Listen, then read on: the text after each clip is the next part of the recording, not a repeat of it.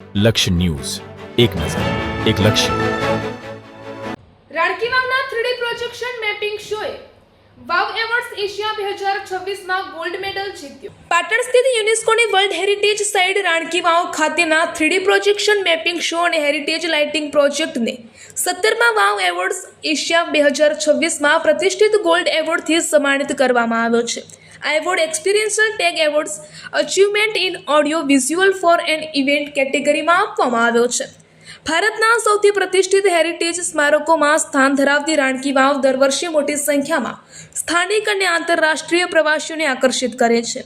આ બાબતને ધ્યાને રાખી પ્રવાસીઓના અનુભવને વધુ બહેતર બનાવવા માટે ગુજરાત સરકારે સ્મારક ખાતે અત્યાધુનિક 3D પ્રોજેક્શન મેપિંગ શો અને હેરિટેજ લાઇટિંગ સિસ્ટમનું કાયમી ઇન્સ્ટોલેશન પૂર્ણ કર્યું હતું. આ પ્રોજેક્ટનું વર્ચ્યુઅલ ઉદ્ઘાટન ભારતના વડાપ્રધાન શ્રી નરેન્દ્રભાઈ મોદી દ્વારા 31 માર્ચ 2026ના રોજ કરવામાં આવ્યું હતું. આ શો શરૂ થયો ત્યારથી નિયુક્ત એજન્સી આ શોના સંચાલન અને જાળવણી માટે જવાબદાર છે. 12 જુલાઈ 2026 સુધીમાં 44,209થી વધુ મુલાકાતીઓ અદ્ભુત પ્રોજેક્શન મેપિંગ શોને નિહાળી ચૂક્યા છે.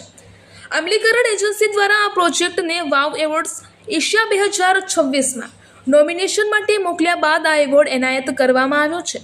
આ સન્માન ગુજરાતી યુનેસ્કો વર્લ્ડ હેરિટેજ સાઇટના ઐતિહાસિક અને સાંસ્કૃતિક મહત્વને દર્શાવવા માટે ઓડિયો વિઝ્યુઅલ ટેકનોલોજીના નવીનતમ ઉપયોગને રેખાંકિત કરે છે, જે મુલાકાતીઓને આકર્ષણ અને ઇમર્સિવ હેરિટેજ અનુભવ પ્રદાન કરે છે. રિપોર્ટર પંકજ સાધુ, પાટણ.